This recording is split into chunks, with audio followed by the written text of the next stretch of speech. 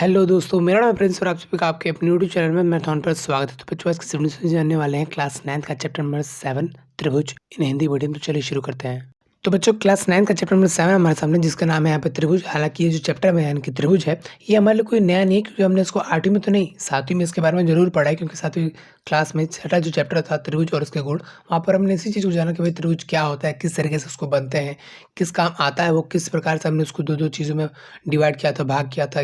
उसके प्रकार हमने जाने थे, समझे थे कि भुजा के आधार पर कुछ और होता है, कोण के आधार पर कुछ और होता है, वो हमने वहाँ पे समझा था। हमने नॉर्मली बात की थी कि भाई त्रिभुज के क्या क्या प्रकार होते हैं, वो हमने समझा जाना। तो मुझे लगता है कि इस चैप्टर में मैं उस चीज़ों को नहीं बताऊँगा, ठीक है? तो अगर आपको जानना है तो आप वही वाला चैप्टर देख लीजिए, मैं ऊपर आई बटन पे डाल दूँगा या फिर नीचे डिस्क्रिप्शन में आपको वो मिल जाएगा। हालाँकि वो 7th क्लास में बच्चे, लेकिन उसका यूज़ यहाँ पर भी होने वाला है, यहाँ पर भी इम्पोर्टेंट है, ठीक है? तो उसके अलावा यहाँ पर चैप्टर में बस एक ही चीज़ बचती है, सर्वांग समता। तो वो मैं आपको यहाँ पे समझा देता हूँ, छोटा-सा है वो। और मैं छोटा-सा इसलिए मैं कह रहा हूँ क्योंकि आपको मुश्किल ना लगे, ठीक है? थोड़ा-सा अलग कॉन्सेप्ट है, उसको आप अच्छे से ध्यान से समझिए। और उसके अलावा वो एक बार वीडियो देख लेना 7वीं क्लास का वीडियो, क्योंकि वो ज़्यादा इम्पोर्टेंट है इससे पहले वो देखिए, उसके बाद ये देखिए और ये आपका चैप्टर अच्छी तरीके से हो जाएगा, ठीक है? वो भी आधे घंटे वीडियो, ये 10-15 मिनट का वीडियो, 20 मिनट का वीडियो, और ये आपका 1 घंटे में लगभग पूरा चैप्टर हो जाएगा अच्छी तरीके से। हालाँकि क्वेश्चन नहीं करवाऊँगा मैं इसमें, बिल्कुल ज़ाहिर-सी बात है। हम इसमें चीज़ों को समझने की कोशिश करेंगे, क्या इसके पीछे का बैकग्राउंड है, चैप्टर क्या समझाना चाहता है, आप क्या समझना चाहते हो और किस तरीके से चैप्टर आपको समझाएगा। लेकिन बच्चों, उससे पहले यहाँ पर एक बार आपको जो है रफली थोड़ा-सा आइडिया दे देता हूँ कि त्रिभुज क्या होता है। त्रि यानी कि 3, भुज यानी कि भुजा, है ना? एक ऐसी आकृति होती है जिसमें जो है 3 भुजा होती है। फॉर एग्ज़ाम्पल कि एक हमारे पास ये एक क्या है, एक रेखाखंड है, एक दूसरी रेखाखंड और ये तीसरी रेखाखंड है। अब 3 रेखाखंड को जब मैं ऐसे मिला देता हूँ, एक-दूसरे से प्रतिच्छेद करवा देता हूँ, यानी कि कट करवा देता हूँ, ये कट कर रही है ना आपस में, ऐसी रेखा यहाँ पर कट कर रही हैं। तो यहाँ पे जहाँ पे एक अब कट कर रही हैं, तो कहीं न कहीं एक सरल आकृति बन चुकी है 3 रेखाखंडों द्वारा। मैंने ऐसे-ऐसे नहीं कहा है, ठीक है? ऐसे कहा है स्ट्रेट, इसको कहते हैं सरल सीधी रेखा, ठीक है? तो उसकी मदद से जो बन गया आकृति, इस आकृति को कहते हैं यहाँ पे त्रिभुज। इसका नाम दूँ तो ए, बी, सी, ठीक है? अगर मैं इसमें भुजा की बात करूँ तो ए बी क्या है, एक भुजा है ना? तो मैं अगर भुजा कहूँ तो ए बी क्या है, एक भुजा है, कुछ ऐसे निशान डाल के बताता हूँ। अच्छा, ए सी क्या है, वो भी एक भुजा है, तो ए सी एक और भुजा है। बी सी क्या है, वो भी एक भुजा है। कुछ इस तरीके से क्या हो गया यहाँ पर, भुजा। अच्छा, कोण की बात करूँ तो कोण आप बता दोगे यहाँ पे ध्यान से कि कोण यहाँ पे जो है, ये वाला कोण है, यानी कि ए पर जो बन रहा है वो वाला कोण है ये।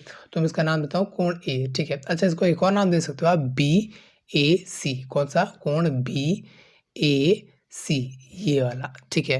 अच्छा, बी ए सी के अलावा यहाँ पर सी ए बी भी तो कह सकते हो ना, सी ए बी, वहीं पे कोण बन रहा है। तो मैं इसको यहाँ पर ये ना लिख कर के मैं ये भी लिख सकता हूँ कि कोण सी ए बी। बात एक ही है, वही चीज़ है यहाँ पर और वही चीज़ है ये, ठीक है?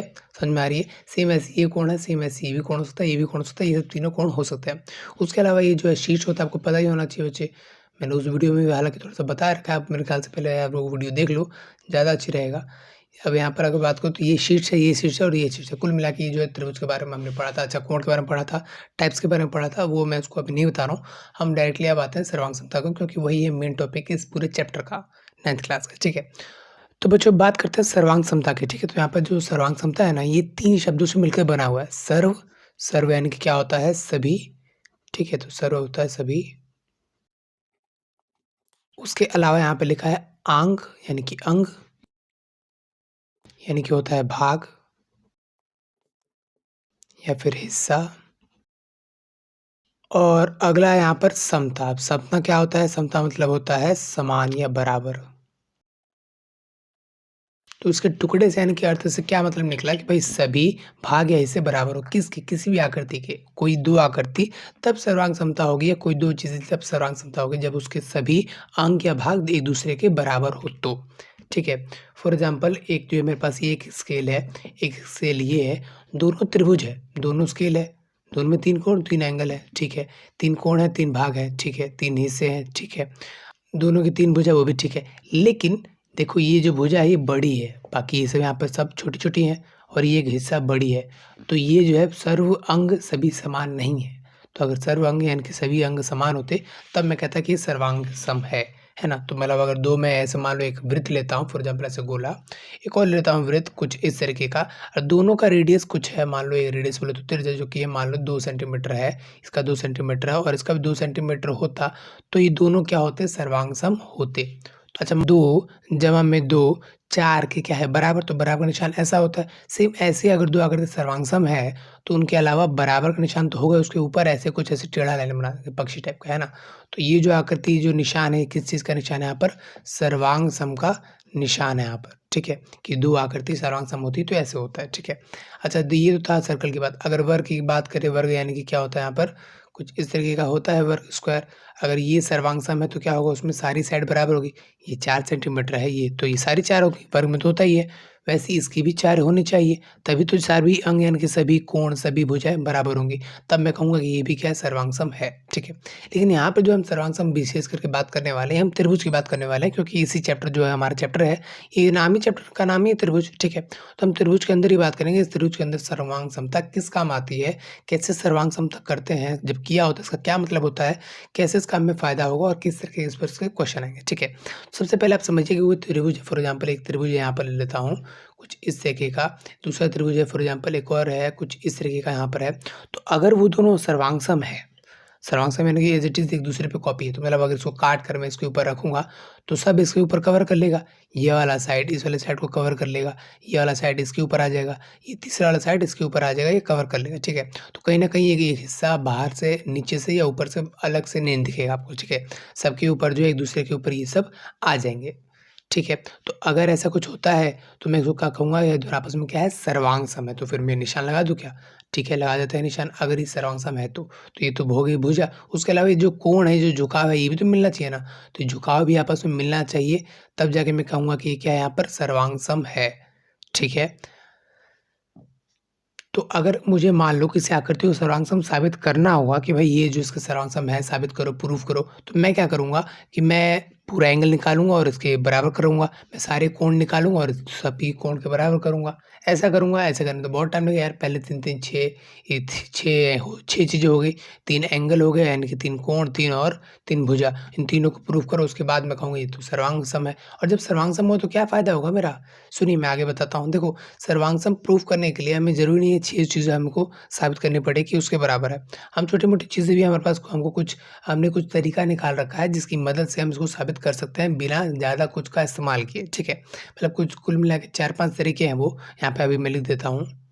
ठीक है, तो मतलब कुल मिला के जो है 5 तरीके या कहते हैं जिसे हिंदी में 5 कसौटियाँ हैं जिसकी मदद से हम क्या करेंगे, किसी 2 त्रिभुजों को सर्वांगसम प्रूफ करेंगे, ठीक है? हम ये जानेंगे, समझेंगे कि किस तरीके से होता है। बाकी क्वेश्चन आंसर किस तरीके से करना है, क्या है, वो तो आपको क्वेश्चन वाली वीडियो में अगर नहीं आ रहा है तो वहाँ से आप देख सकते हैं, नीचे डिस्क्रिप्शन में मिल जाएगा। हर एक क्वेश्चन के ऊपर मैंने वीडियो बना रखी है, खास करके हिंदी मीडियम वालों के लिए, ठीक है?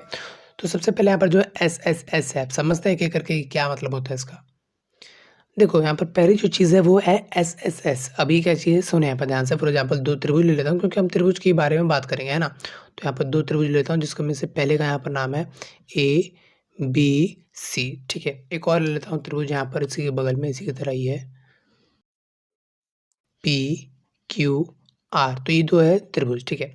तो ये ज़ाहिर-सी बात है इनमें साइड तो होगी, एंगल भी होगा, ठीक है? तो यहाँ पर ट्रिपल एस का मतलब है साइड, साइड, साइड यानी कि भुजा, भुजा, भुजा। मतलब एक त्रिभुज की सारी भुजा अलग-अलग भुजाएँ दूसरे त्रिभुज की सारी भुजाएँ के बराबर हो जाए, तो वो दोनों जो है त्रिभुज सर्वांगसम हो जाएगा, यानी एक दूसरे की कॉपी माना जाएगा, ठीक है ना? ये भुजा आप साबित कर दोगे ना, तीनों से भुजा दूसरे वाले त्रिभुज के तीनों भुजा के बराबर, तो हम कह सकते हैं इसके एंगल भी बराबर ही होंगे, ठीक है? अब जब ऐसा होगा ना, तो इस वाले ये वाला एंगल इस वाले के बराबर होगा।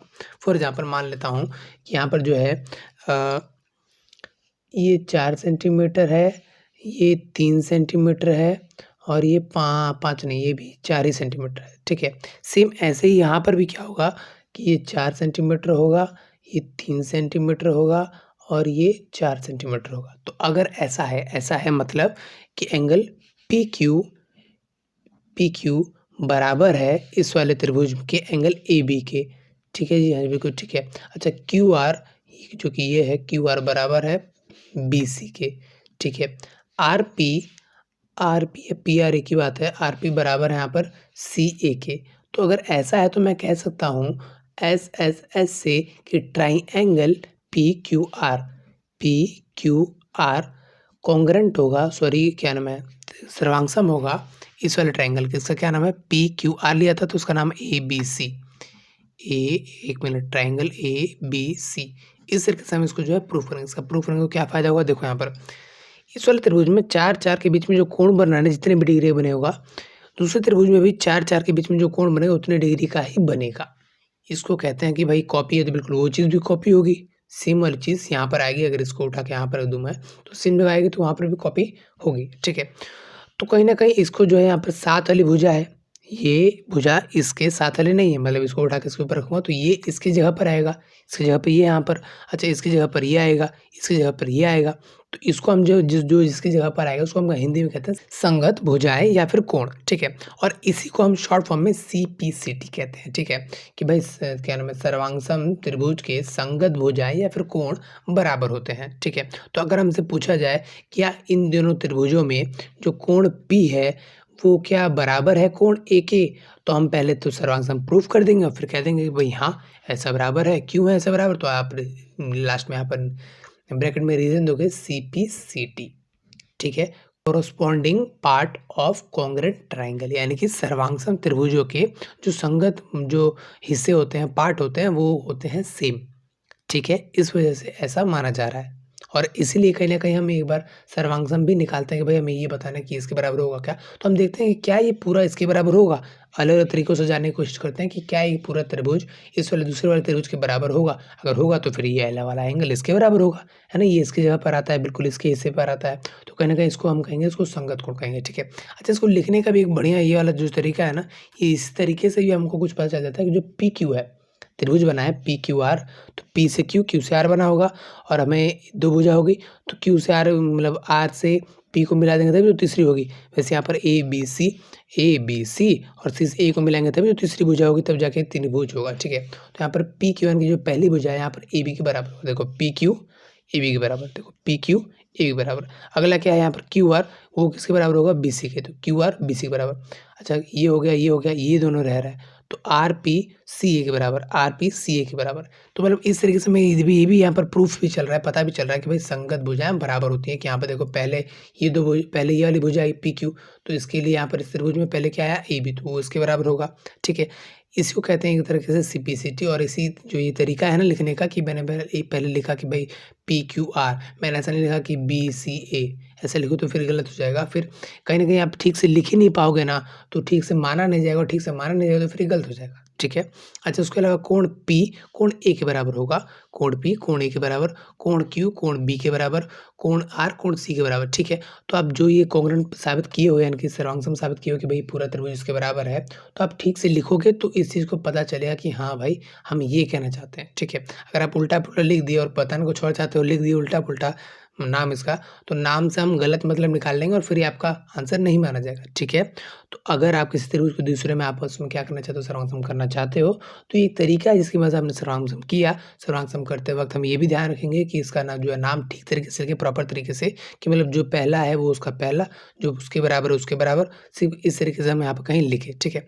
अच्छा, सर्वांगसम इसलिए भी कभी-कभी साबित करते हैं कि भाई हमें बताना होता है कि ये एंगल जो है क्या इसके बराबर होगा, तो हम सर्वांगसम कर देते हैं और फिर साबित कर देते हैं कि अगर ये सर्वांगसम है तो उसके ही संगत भुजाएँ हैं, यानी कि इसके ऊपर ये आएगा तो इसके हिस्से पर यहाँ पर आएगा, इसकी जगह पर ये आएगा, है ना? इसके ऊपर उठा के यहाँ पर रखेंगे तो इसकी जगह पे ये एंगल आना चाहिए। तो ये वाला जो एंगल इसके बराबर होगा। तो इसलिए हम पहले क्या करते हैं कि ये दोनों क्या है, सर्वांगसम होता है, उसके बाद हम कह देते हैं भाई संगत भुजाएँ बराबर हैं, और इस तरीके से हम ये सब कह देते हैं, ठीक है। तो ये तो एक तरीका हुआ ऐसा-ऐसा, यानी कि भुजा कि हम तीनों भुजाओं को बराबर करेंगे तो कोण भी बराबर ही होगा, ठीक है। अच्छा, दूसरा तरीका देखते हैं कि उसमें क्या है और उसमें किस तरीके से हम प्रूव करते हैं। तो बच्चे अगला जो तरीका है वो है SAS, मतलब किसी दो त्रिभुज को सर्वांगसम साबित करना है। तो वो तो एक पहला तरीका था कि भाई तीनों जो है भुजाओं को आप बराबर साबित कर दो तो माना जाएगा कि सर्वांगसम त्रिभुज है, यानी कि कॉपी है पूरा।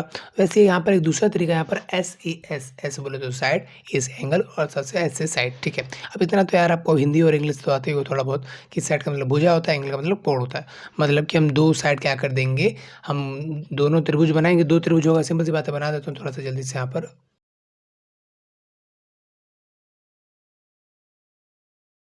ठीक है बच्चों, तो यहाँ पर जो है मैंने दो तरीके बना दिए, हालाँकि मैंने पलट दिया बाकी, लेकिन इससे कोई फ़र्क नहीं पड़ेगा। हालाँकि क्वेश्चन आपके पास ऐसे भी होंगे जहाँ पे पलटे होंगे, ऐसे भी क्वेश्चन होंगे जिसमें ये आकृति में मिले होंगे, किसी एक आकृति बड़ी सी होगी जिसमें दोनों त्रिभुज मिले होंगे और आपको उन दो त्रिभुजों को फिर बताना होगा। इसलिए थोड़े-से आपको जो है यहाँ पर अंडरस्टैंडिंग अपनी बढ़ानी होगी, समझ को अपनी ज़्यादा बड़ी करनी पड़ेगी, विकसित करनी पड़ेगी, ताकि आप अलग-अलग कंडीशन को, परिस्थितियों को सीख समझ पाएँ और उस हिसाब से जो अपने प्रश्नों का उत्तर कर पाएँ, ठीक है। तो यहाँ पर सबसे पहले यहाँ पर साइड एंगल साइड यानी कि दो साइड आपको या एक त्रिभुज की दो साइड और एक एंगल दूसरे त्रिभुज की दो साइड और एक एंगल से प्रूव कर दी। लेकिन यहाँ पर दो साइड करना था तो एक साथ ही लिख देता, अलग अलग लिखा है और बीच में एंगल लिखा है। ऐसा इसीलिए क्योंकि आपको ऐसे ही प्रूफ करना है, मतलब कि आपको दो साइड इसमें का इसके बराबर प्रूफ करना है और दो साइड के अंदर का। ऐसी बात है, दो साइड के बीच में कोई ना कोई कोण तो बनेगा, इसको ले लो इसको ले लो तो ये बन गया, इसको ले लो इसको ले लो तो ये बन गया। ठीक है, तो दो साइड आप लेंगे तो बीच में तो एंगल बनेगा ही। सेम ऐसे ही वहाँ पे भी होना चाहिए कि वहाँ पे भी दो साइड लो तो उसका बीच का एंगल सेम आना चाहिए इसकी तरह, इस वाले त्रिभुज की तरह। तब जाके हम इसको कहेंगे कि भाई ये ऐसे एस के अकॉर्डिंग ये दोनों जो त्रिभुज हैं ये क्या है, सर्वांग समता है। तो यहाँ पर जो जल्दी से मैं बता देता हूँ कि आकृति कौन सी कितनी बड़ी है। ठीक है, तो यहाँ पर बोला है दो साइड और एक एंगल। दो साइड यानी कि मान लो एक ये साइड हमको दिया हुआ है 4 सेंटीमीटर और ये हमको मान लो दिया हुआ है 8 सेंटीमीटर। सेम ऐसे यहाँ पर दिया हुआ है ये 4 सेंटीमीटर और ये दिया हुआ है 8 सेंटीमीटर। ठीक है, ये 4 सेंटीमीटर और ये 8 सेंटीमीटर। ठीक है, और इन दोनों के जो बीच का कोण है यहाँ पर ये दिया हुआ है 50 डिग्री और ये भी दिया है 50 डिग्री। ठीक है, तो आपको बस इतना ही दो त्रिभुजों में देखना है कि भाई दो साइड मिल जाए और उनके बीच का एंगल सेम हो जाए। ठीक है, तो उस हिसाब से मैं कह सकता हूँ इन दिस दो ट्राइंगल में, इन दोनों त्रिभुजों में, इसमें देखा जाए तो AC जो है वो बराबर है किसके, 8 सेंटीमीटर वाले यहाँ पर क्या है PR के। ठीक है, अच्छा CB या BC जो है BC या CB जो भी है वो 4 है। अच्छा तो ये भी यहाँ पर भी क्या है RP या PQ वो भी क्या है 4 है। एंगल C जो है एंगल बराबर है यहाँ पर एंगल R के। ठीक है, तो कुछ इस तरीके से है यहाँ पर। ठीक है, तो अब मैं क्या करता हूँ, देखो यहाँ पर दो साइड इक्वल होगी, एक साइड थी ये एक साइड थी और ये एक एंगल होता है ना। तो हम ये बता देंगे भाई गिवन था, आपको कैसे पता चला ये गिवन था। अच्छा ये कैसे पता चला आपको गिवन था, ये कैसे पता चला। फॉर एग्जांपल कभी कभी होता है ना कि यहाँ पर बाइसेक्टर है, कभी कभी कहता है कि नहीं ये इसका आधा है ये इसका आधा है, जो भी है आपको उसको यहाँ पर लिखोगे, रीजन लिखोगे साथ साथ। उसके बाद आप कहोगे कि भाई जो त्रिभुज है यहाँ पर कौन सा, यहाँ पर ABC वो सर्वांगसम है किसके, त्रिभुज PQR। अब देखो अब इस त्रिभुज को आप ऐसे पलट दोगे तो 4 वहीं पर रहेगा, 50 वहीं पर रहेगा, 8 इस तरफ हो जाएगा, 50 वहीं पर है, 4 वहीं पर, 8 इस तरफ है। कुछ इस तरीके का ही हो जाएगा वो आकृति, अगर इसको आप पलट दोगे तो इसको आप पलट दोगे तो कुछ इस तरीके का ही हो जाएगा। ठीक है, तो इस तरीके से जो दोनों के यहाँ पर साइड एंगल से हम कह सकते हैं कि भाई दोनों के यहाँ पर सर्वांगसम है। अब जब ये सर्वांगसम है तो हो सकता है कभी क्वेश्चन पूछे भाई इसके बारे में आप क्या कह सकते हो, तो आप सर्वांगसम प्रूव करिए और बता दीजिए कि ये दोनों जो है बराबर है। ठीक है, अच्छा यहाँ पर जो इस चैप्टर में त्रिभुजों के जो गुण होते हैं वो अब मैं नहीं बता रहा हूँ, जाहिर सी बात है 7वीं क्लास का टॉपिक है यार है, उसमें जाके एक बार वीडियो देख लो। आसान वीडियो है, एक आधा घंटे के लगभग वीडियो है और बढ़िया से मैंने उनको समझा दिया है कि क्या है क्या नहीं। ठीक है, तो अब आगे बढ़ते हैं। तो बच्चे अब जो यहाँ पर अगला तरीका, तीसरा तरीका है ASA यानी कि एंगल साइड एंगल। मतलब आपको दो कोण आपको साबित करने हैं कि एक त्रिभुज के दो कोण अगले त्रिभुज के दो कोण के बराबर है और दो कोण के बीच में, फॉर एग्जांपल इन दो कोण के बीच में एक साइड आ रहा है, इन दोनों कोण के बीच में एक साइड आ रहा है। सेम इसी तरह से यहाँ पर भी क्या होगा कि इन दोनों किसी भी दो कोण के बीच में एक साइड आएगा, उसका दूसरा त्रिभुज भी दो कोण के एक बीच में साइड से उसका क्या होना चाहिए, सेम ये चीज़ हो जानी चाहिए। तो अब ये क्या कहलाएगा कि पूरा कॉपी है यानी कि पूरा सर्वांगसम है। ठीक है, तो यहाँ पर जो मैंने अलग त्रिभुज ना बनाने के बजाय एक ही में दोनों को डाल दिया है ताकि आपको अंडरस्टैंडिंग और यहीं पे विकसित हो जाए, ताकि आप क्वेश्चन में, क्योंकि क्या है कि एक फिगर में ही आपको दो ट्राइंगल दिए गए हैं ताकि आप उसको समझें और उसको सर्वांगसम साबित कर पाएँ। ठीक है, तो यहाँ पर क्या होता है कि PQR एक त्रिभुज है और जो P से यहाँ पर फॉर एग्जाम्पल M है वो एक लंब है, लंब यानी कि 90 डिग्री कोण बना रहा है। ठीक है, अब यहाँ पे देखिए आपको क्या करना है कि आपको ये वाला त्रिभुज इस वाले के बराबर करना है। दरअसल वो इसलिए भी करना होता है कभी कभी कि हमको जो है कुछ साइड बतानी है कि भाई बराबर है या नहीं, तो हम करेंगे क्या कि एक त्रिभुज दूसरे का सर्वांगसम कर देंगे, फिर बता सकते हैं कि ये इसके बराबर है या नहीं, है ना। इसी यहाँ पर भी इसी चैप्टर में ये आपके जो है इस चीज़ का प्रूफ भी है कि फॉर एग्जाम्पल दो होता है ना समद्विबाहु त्रिभुज, जिसके दो समान भुजाएं होती हैं तो उनके सामने वाले जो कोण होते हैं वो भी बराबर होते हैं। तो वहाँ पर क्या होता है कि बीच में एक लाइन कर देते हैं लंब समद्विभाजक, मतलब ऐसा लाइन जो यहाँ पर इस हिस्से को आधा आधा कर देता हो और फिर इस वाले त्रिभुज को और इस वाले त्रिभुज को आपस में क्या करते हैं, सर्वांगसम कर देते हैं। जाहिर सी बात है बच्चे ये दो बराबरी है। ठीक है, अच्छा इन दोनों को बराबर सिद्ध करना है। ठीक है, लेकिन तो ये क्या है, साइड बराबर होगा, ये वाला बराबर होगा, तो कहीं ना कहीं इस तरीके से दो त्रिभुजों को बराबर कर देते हैं, फिर कह देता है कि ये इसका क्या है, सर्वांगसम है, क्योंकि ये संगत भुजा है इसलिए बराबर होंगे, सॉरी संगत कोण है इसलिए बराबर होंगे, और इसलिए हम कह देते हैं कि ये प्रूफ हो गया, है ना, कि समद्विबाहु त्रिभुज में जो समान भुजाएं होती हैं उनके सम्मुख कोण यानी कि सामने वाले जो कोण होते हैं वो भी आपस में बराबर कैसे होते हैं। तो एक तरीका अलग ही टॉपिक है, छोटा सा टॉपिक बच्चे आपको खुद से भी अंडरस्टैंडिंग हो सकती है थोड़ी बहुत, एक क्वेश्चन उसमें वो भी आप समझ जाओगे। फिलहाल अभी इसकी बात करते हैं, तो हमें क्या करना है, इन दोनों को प्रूफ करना है कि एक दूसरे के बराबर है। ठीक है, अच्छा क्वेश्चन में और क्या क्या दिया हुआ है, क्वेश्चन में दिया हुआ है बच्चे कि यहाँ पर जो है ये वाला जो कोण है ये 45 डिग्री है और ये भी 45 डिग्री है।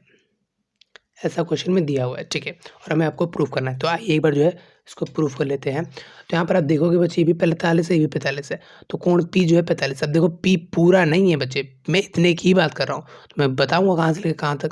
तो कोण RPM, तो कोण RPM, ठीक है, कोण RPM बराबर है कोण QPM के, बराबर है कोण QPM के, ठीक है, जो ये कितना है 45 डिग्री, ठीक है। ये सब गिवन होगा कभी कभार तो क्वेश्चन में। उसके आगे आप देखते हैं यहाँ पे ध्यान से, तो यहाँ पर आप देख पा रहे होगे जो PM है ना वो इस वाले त्रिभुज में भी है, और जो PM है वो इस वाले त्रिभुज में भी है, ठीक है। तो दोनों में है PM, तो मैं लिख देता हूँ PM बराबर में PM, और मैं इसका रीजन यहाँ पे क्या लिखूँगा, उभयनिष्ठ, या जिसे हम हिंदी में कॉमन भी कह देते हैं, उभयनिष्ठ लेंगे, मतलब वो दोनों में है इसलिए हमने उसको लिया, ठीक है। उसके अलावा यहाँ पर देखो 90 डिग्री कोण है, इस तरफ भी 90 डिग्री होगा, आपको पता है ना एक लाइन पे पूरा होता है 180 डिग्री का, तो अगर इस तरफ 90 डिग्री कोण है तो इस तरफ भी 90 डिग्री कोण होगा। अच्छा, इस तरफ वाले कोण इस वाले त्रिभुज में है ना, तो उसका इस्तेमाल कर देते हैं आओ, PMQ, तो कोण PMQ जो कि दूसरी तरफ इस वाले त्रिभुज के बराबर होगा कोण PMR के, तो कोण PMR के बराबर होगा, ठीक है। तो इस तरीके से हम कह सकता हूँ कि भाई ASA के अकॉर्डिंग मैं कह सकता हूँ कि त्रिभुज कौन कौन सा त्रिभुज भाई,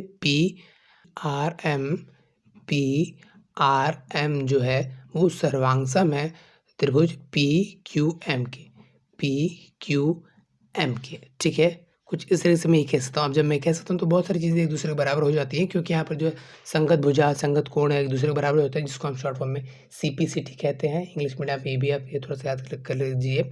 कोरोस्पोंडिंग पार्ट यानी कि संगत हिस्से किसके, कॉन्ग्रुएंट ट्रायंगल यानी कि सर्वांगसम त्रिभुज के संगत जो हिस्से होते हैं बराबर होता है, फिर वो चाहे कोण भी होता है, फिर वो चाहे भुजा भी हो सकते हैं, ठीक है। तो कुछ इस तरह से वो जो है तीसरा तरीका हुआ जिसपे हमने बस दो एंगल को बराबर कर दिया, एक त्रिभुज के दूसरे त्रिभुज में, और उनके बीच का साइड भी बराबर होना चाहिए, तब जाकर हम कह सकते हैं कि पूरा जो क्या है सर्वांगसम है, ठीक है। आओ तीसरा जान लेते हैं।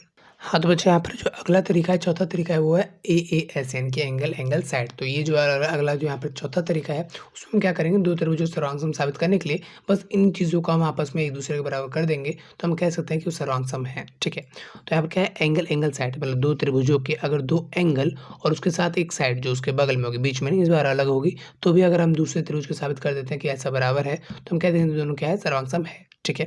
तो आइए एक बार फटाफट कर देते हैं। तो एंगल N जो है यहाँ पर एंगल X के बराबर है, तो एंगल N जो है बराबर है एंगल X के, ठीक है। अच्छा, एंगल M जो है बराबर है एंगल Y के, एंगल M पर आ रहा है, देखो पूरा नाम लिखने के बजाय M लिख रहा हूँ ताकि आपको आसान पड़े। कभी कभी हम पूरा नाम भी लिख लेते हैं, जिसके अभी ऊपर वाले क्वेश्चन किया था, क्योंकि वहाँ पर थोड़ा सा कन्फ्यूजन हो रही थी, थोड़ी सी दिक्कत हो रही थी, ठीक है। एंगल M जो है बराबर एंगल Y के, एंगल Y के, ठीक है। और यहाँ पर ON बराबर है किसके, XZ या ZX जो भी है, XZ, ठीक है। तो अब हम क्या करेंगे कि भाई हम कह सकते हैं कि AAS की मदद से हम कह सकता हूँ कि ट्रायंगल कौन सा ट्रायंगल, नाम ठीक से देना है ना। तो ट्रायंगल एक बराबर है ट्रायंगल दो के, तो ट्रायंगल एक क्या नाम देंगे हम, MNO, चलो MNO नाम देता हूँ, MNO। M 50 डिग्री वाला, फिर 70 डिग्री वाला, फिर 5 सेंटीमीटर, तो 50 डिग्री वाला, 70 डिग्री वाला, फिर 5 सेंटीमीटर, 50 70 5, 50 70 5, इस तरीके से मैं कुछ नाम दूंगा। तो YXZ, बच्चे ज़रूरी नहीं कि हर बार ABCD से आप लिखोगे तो हमेशा तो भी सही होगा, ठीक है ना। कभी कभी क्वेश्चन आपको इस वजह से भी फंसा देता है कि भाई ABCD आगे पीछे हो जाएगा, लेकिन आपको ये देखना है कि जो इस तरीके से मैंने कोग्रेंट है उस तरीके से ये भी होना चाहिए कि या नहीं, ठीक है। दरअसल ये इसके बराबर ही है, बट ये हुआ है कि ये जो है उठा के ऊपर ऐसे पलट दिया, इसको उठाओ और ऐसे पलट दो, इसको उठा के ऐसे पलट दो, तो देखो अंगूठा यानी कि जो मेरा 70 है वो यहाँ पर आ गया, ठीक है। 70 के बगल में मेरा ये क्या है 5, तो देखो यहाँ पर आ गया 5, ठीक है। कुछ समझ पा रहे हो, कुछ इस तरीके से जो है होगा, आपको बस अंडरस्टैंडिंग होनी चाहिए। अब देखो एक बच्चा जो है आखिरी रह रहा है, उसको समझ लेते हैं जल्दी से। तो बच्चों आखिरी जो है यहाँ पर कसौटी है, तरीका है जिसकी मदद से हम दो त्रिभुजों को आपस में सर्वांगसम साबित कर सकते हैं, वो है RHS। R से बोल रहे तो राइट एंगल, H से हाइपोटेनस और H से साइड, ठीक है। तो ये जो यहाँ पर जो ये राइट एंगल ट्राइंगल है एक तरीके से, उसके लिए ये बनाया हुआ है कि फॉर एग्जाम्पल एक राइट एंगल ट्राइंगल ये रहा, एक राइट एंगल ट्राइंगल जो है यहाँ पर ये रहा, ये दो रहे राइट एंगल ट्राइंगल। मान लेता हूँ ABC, यहाँ पर मान लेता हूँ ABC EFG, ठीक है। तो इन दोनों को आपस में क्या करना है, सर्वांगसम साबित करना है, तो उसके लिए मेरे को एक राइट एंगल मिलना चाहिए, ज़ाहिर-सी बात है यार राइट एंगल के लिए बना है, तो एक राइट एंगल तो होगा ही, एक 90 डिग्री तो होगा ही। तो मैं कह दूँगा क्या कि एंगल बी जो है बराबर है एंगल बी के। अच्छा उसके अलावा हाइपोटेनस सेम होनी चाहिए तब जाके होगा, ठीक है? तो यहाँ पर मान लेता हूँ ये 5 सेंटीमीटर है, तो ये भी 5 सेंटीमीटर ही होनी चाहिए तब जाके मैं इसका उपयोग करूँगा उस आकृति में आरएचएस का, और तब मैं कहूँगा कि ये दोनों क्या है, सर्वांग है, ठीक है? आपके पास क्वेश्चन में क्या होगा कि बच्चे अलग-अलग तरीके से आकृति या क्वेश्चन दिए होंगे, आपको बोला होगा कि ये दोनों का आप सर्वांग साबित करिए, तो आप देखोगे वहाँ पर क्या है और उस हिसाब से आप इन पाँचों में से क्या लगा सकते हो। एंगल साइड एंगल लगा सकते हो या साइड साइड साइड लगा सकते हो। ध्यान रहे एंगल एंगल एंगल नहीं होता, ठीक है? ओके। अब देखो यहाँ पर हाइपोटेनस मान लो तो सेम हो जाता है, तो AC हो जाता है EG के बराबर। AC बराबर हो जाता है EG के, ठीक है? उसके अलावा एक साइड भी चाहिए, तो मान लेते हैं ये वाला साइड यहाँ पर 4 सेंटीमीटर है और सेम ये वाला यहाँ पर यहीं पे मान लेते हैं 4 सेंटीमीटर है, तो BC जो है, BC बराबर है FG के। और इस तरीके से मैं कह सकता हूँ कि जो त्रिभुज यहाँ पर ABC वो जो है बराबर है किसके, सॉरी सर्वांग सम है, बराबर तो नहीं है, सर्वांग सम है किसके, त्रिभुज EFG के, ठीक है? तो इस तरह से जो मैंने यहाँ पर सर्वांग सम साबित कर दिया, तो मैं कह सकता हूँ ये इसके बराबर है, इसके बराबर, जो भी मुझसे पूछा होगा वो मैं सब बता दूंगा, ठीक है? तो कहीं ना कहीं बच्चे ये था इस चैप्टर में एक बार थोड़ा सा क्विक रिविजन कर लेते हैं। तो बच्चों इस चैप्टर में जो है बेसिकली हम जानने वाले थे सर्वांग सम के बारे में, क्योंकि इसके अलावा जो यहाँ पर जो चीज़ें भी थी, यानी कि त्रिभुज क्या था, किस तरीके से बनता है त्रिभुज, त्रिभुज के प्रकार क्या होते हैं, त्रिभुज के गुण क्या होते हैं, वो सब 7वीं क्लास का टॉपिक है, उसके लिए आपको आई बटन पे देख लेना है या अपने डिस्क्रिप्शन पे आपको देख लेना, ठीक है? तो इस वीडियो के अंदर यहाँ पर जो है सर्वांग को समझ रहे थे कि सर्वांग क्या होता है, क्यों, किस काम आता है, किस तरीके क्वेश्चन आता है और क्या चीज़ होता है ना, उसके बारे में सब कुछ। तो सर्वांग जो है 3 शब्दों से मिलकर बना है, सर्व अंग समता, ठीक है? तो यहाँ पर इसका मतलब होता है सभी अंग समान। तो यहाँ पर कई आकृति हो सकती है, जैसे यहाँ पर सर्कल हो सकता है, वृत्त हो सकता है, तो इस तरह से समान होगा अगर उसकी त्रिज्या समान हुई तो, क्योंकि उसी पे डिपेंड करता है वृत्त का साइज आकार जो भी होगा, और वृत्त तो ऐसे ही होता है, ठीक है? अच्छा वर्ग जो है उसका अगर वो सर्वांग सम है तो उस पर डिपेंड करता है उसके भुजा पर, कि अगर वो 4 सेंटीमीटर तो 4 सेंटीमीटर का सिंपल सा वैसे ही वर्ग बनेगा जैसा ऐसा बनेगा, सिंपल, ठीक है? अच्छा जैसे कि हम 2 + 2 बराबर होता है 4, तो बराबर निशान ऐसे डालते थे, तो वैसे सर्वांग सम का निशान भी बराबर निशान डाल के ऊपर एक चिड़िया टाइप का ऐसे टेढ़ा-मेढ़ा लाइन बना देंगे, ठीक है? तो इसको कहेंगे सर्वांग सम का निशान, ठीक है? अब क्योंकि हम यहाँ पर जो है चैप्टर जो है हमारा वो त्रिभुज के ऊपर बेस है, यानी कि त्रिभुज हमारा मेन चीज़ है, फोकस उस पे है, तो हम त्रिभुज की ही बात करेंगे और किसी की बात नहीं करेंगे, ठीक है? त्रिभुज में आपस में क्या होगा कि त्रिभुज में होता है क्या, भुजा होती है और कोण होता है, तो उन दोनों का आपस में क्या करना होता है, सर्वांग सम साबित करना होता है, मतलब कि पूरा इसकी ही कॉपी है, मतलब कि अगर मैं इसको पेंसिल से या कैंची से इसको काट के इसके ऊपर रखूंगा तो ये उसको पूरा ढक लेगा हर तरफ से, ठीक है? कहीं से कुछ बाहर निकलेगा नहीं, ना ऊपर वाले का ना नीचे वाले का, ठीक है? तो मैं कहना चाहता हूँ कहीं ना कहीं ये जो है इसका कॉपी, इस चीज़ को मैं प्रूफ करना चाहता हूँ, ये जांचना चाहता हूँ, देखना चाहता हूँ, ठीक है? तो मैं क्या करूँगा, हर एक साइड से मिलाऊंगा, हर एक कोण इसके हर एक कोण से मिला के देखना चाहूँगा, ठीक है?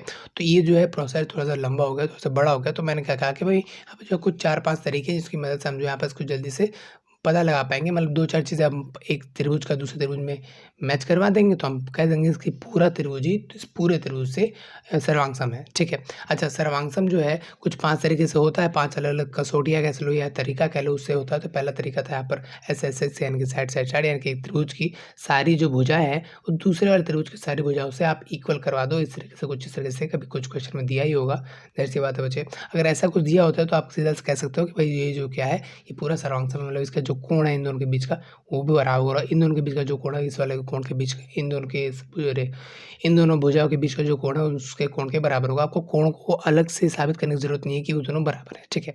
तो कुछ इस तरीके से ऐसे त्रिभुज इसके सर्वांग सम होगा इसके। अच्छा यहाँ पे लिखने का भी एक तरीका होता है, यहाँ पर एक बार इसको जो है एक लय में लिखा जाता है कि मतलब पहले क्या था 4 इसके PQ यानी कि जो भी है 4 वो इस वाले के बराबर था, तो इसके बाद ही इसके साथ ही लिखना होता है इसको, कि त्रिभुज का नाम भी देना है तो वैसे ही नाम दो जैसे इसके बराबर है, ऐसे नाम दे रहे हो तो ऐसा ही इसका भी नाम दो जो इसके बराबर हो, ठीक है ना? ऐसा नहीं कि आप इसको पहले आप PQ लिख रहे हो यानी कि 4 सेंटीमीटर दिखा रहे हो और इसका नाम लेते वक्त पहले आप BC लिख देते हो, तो ये गलत हो जाएगा, ठीक है? तो इसका मतलब भी होता है PQ यानी कि PQ ये रहा तो वो इसके बराबर होना चाहिए, QR और QR यानी कि ये रहा वो इसके BC के बराबर होना चाहिए, और फिर CA यानी कि RB जो भी है उसके बराबर होना चाहिए। उसके अलावा एंगल जो यहाँ पर एंगल PQR है वही सेम यहाँ पर संगत इसके बराबर होना चाहिए। संगत मतलब साथ वाला, मतलब इसको उठा के इसके ऊपर रखूँगा तो इसके नीचे जस्ट क्या आएगा, इसकी जगह पर क्या आएगा, इसकी जगह पर नीचे क्या आएगा, वो इसका संगत कहलाएगा, ठीक है?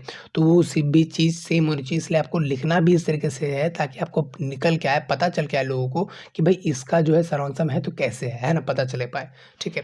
तो अगर ये ऐसा कुछ पता चल पाता है तो मैं कह सकता हूँ ना कि अगर मतलब दो त्रिभुजों को सर्वांग साबित कर दूंगा तो मैं फिर कह सकता हूँ कि इसके बराबर होगा। अब जब बराबर है उसी में से कुछ एक सवाल पूछ लिया किसी ने कि भाई क्या इसके बराबर होगा, तो अब बता देना अगर ये सर्वांग है, संगत भुजाएं हैं, तो बता देना कि भाई बराबर होगा। क्यों? क्योंकि संगत भुजाएं हैं इसकी, यानी कि वही हिस्से वाली भुजाएं हैं, उसके हिस्से वही आएगा, उसके नीचे वही आएगा, तो आप सीपीसीटी लिख दोगे, है ना, यानी कि corresponding part of congruent triangle, यानी कि सर्वांग त्रिभुज की कोरस्पॉन्डिंग यानी कि संगत भुजाएं या पार्ट या क्या कहते हैं कोण बराबर होगा, ठीक है। तो इस तरीके से जो यहाँ पर जो पहला तरीका था एस एस एस। अच्छा, एस एस एस होता है यानी कि साइड होता है, एंगल एंगल एंगल नहीं होता, ठीक है। अच्छा, दूसरा तरीका था यहाँ पर S S S, sorry S A S, यानी कि साइड एंगल साइड, यानी कि दो साइड और उसके बीच का एंगल आप एक त्रिभुज के और दूसरे त्रिभुज के ये चीज़ साबित कर दो तो वो जो है सर्वांग कहलाने लगेगी, ठीक है। लेकिन हालांकि यहाँ पर भी आपको हर जगह यही चीज़ ध्यान रखना है कि नाम ठीक से लो, क्योंकि त्रिभुज हमेशा जो है सीधा नहीं होगा, घुमा के देगा, कभी जोड़ के देगा, कभी उलट के देगा, कभी अजीब से आपको लगेगा कि सर्वांग है ही नहीं। लेकिन आपको इस पे ध्यान देना है कि हमारा तरीका क्या है, ठीक है। तो उससे आप पता लगा सकते हो, ठीक है। अच्छा, उसके हिसाब से आपको नाम भी अच्छे से देना है, मतलब अच्छे से नाम इसका रखना है कि जो आगे है यानी कि ए बी है यहाँ पर वो पी क्यू के बराबर हो। ए बी और पी क्यू देखो यहाँ पर नहीं दिया हुआ था, बाकी दो भुजाएं दी हुई थी, तो मैंने उस तरीके से लिखा था कि ये दोनों एक दूसरे के बराबर हो।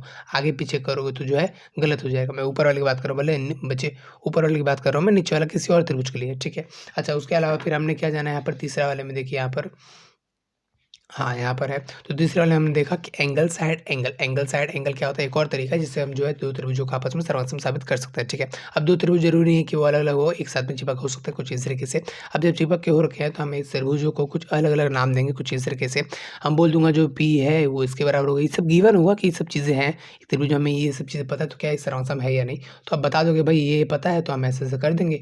और हम इस जब ये सब हमें पता है तो हम कह सकते हैं भाई एस ए एस, यानी कि इसके हिसाब से तो ये त्रिभुज इसके बराबर होगा, ठीक है। अच्छा, पीएम इसमें भी आ रहा है, इसमें भी आ रहा है, तो उसको मैं जो रीज़न लिखूँगा यहाँ पर, ज़ाहिर-सी बात है हर एक चीज़ जो भी आप लिखोगे ना, उसका एक वजह लिखोगे। फॉर एग्ज़ाम्पल ये जो है ये गिवन है, यानी कि दिया हुआ है, ये आपने निकाला है, ये कैसे निकला है वो बताओ, ये उभयनिष्ठ है, जो भी आपको बताना होगा उसके बाद आप कह सकते हो कि ये क्या उभय क्या नाम है सर्वांग है, यानी कि वही चीज़ कॉपी चीज़ है, ठीक है। ये अब चीज़ हमने प्रूव किया। अच्छा, उसके अलावा यहाँ पर ए ए ऐसे यानी कि एंगल साइड है, कि मतलब दो एंगल और उसके अलावा एक साइड आप एक त्रिभुज का दूसरे त्रिभुज के बाद सामने और कुछ इस तरह से बराबर कर दोगे तो आप उसका नाम उस हिसाब से देना, थोड़ा-सा नाम देते वक़्त थोड़ा-सा बच्चे सावधानी, तो उस हिसाब से आप जो यहाँ पर कह सकते हो कि दो त्रिभुज आपस में क्या है सर्वांग है, ठीक है। उसके अलावा एक आ जाता है आरएचएस। आरएचएस जो है वो किसके लिए है, वो राइट एंगल ट्रायंगल की है, मतलब जो विशेष तरीके की होती है ना जिसमें ऐसा ट्रायंगल ऐसा कोण, अब राइट एंगल ट्रायंगल क्या होता है वो नहीं पता है तो बच्चे एक बार 7वीं क्लास का वीडियो देख लो, यहाँ पर मिल जाएगा आपको वीडियो, ज़रूरी है वीडियो इससे रिलेटेड है।